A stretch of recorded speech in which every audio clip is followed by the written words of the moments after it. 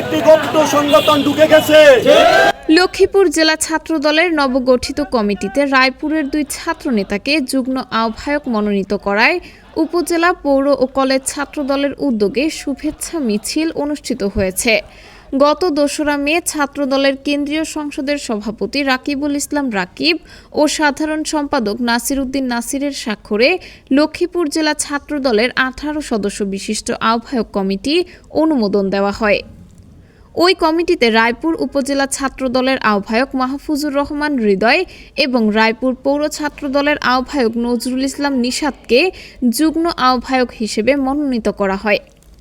সোমবার সকাল 11টায় রায়পুর শহরের প্রধান সড়কে মিছিল বের করা হয়।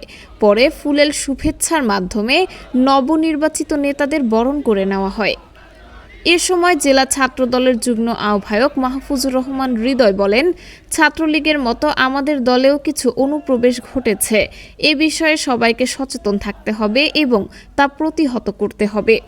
অন্যদিকে যুগ্ম আহ্বায়ক নজরুল ইসলাম নিশাদ বলেন, ছাত্রদল শান্তি ও মেধার রাজনীতিতে বিশ্বাসী। তারেক রহমানের হাতকে শক্তিশালী করতে সবাইকে ঐক্যবদ্ধ হয়ে কাজ করতে হবে।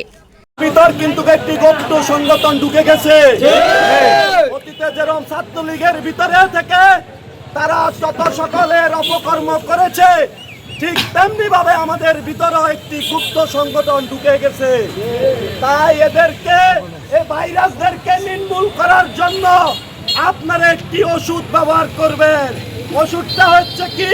বাঁশের লাঠি।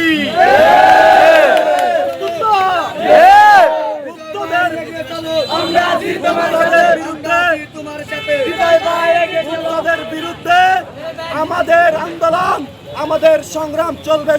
মিছিলে উপস্থিত ছিলেন উপজেলা ছাত্র দলের যুগ্ম আহ্বায়ক মেহেদী হাসান আইনান, কলেজ ছাত্র দলের সদস্য সচিব জুবায়ের চৌধুরী, কলেজ ছাত্র দলের যুগ্ম আহ্বায়ক মাহফুজ সহ উপজেলা ও পৌর ছাত্র দলের বিভিন্ন পর্যায়ের নেতাকর্মীরা।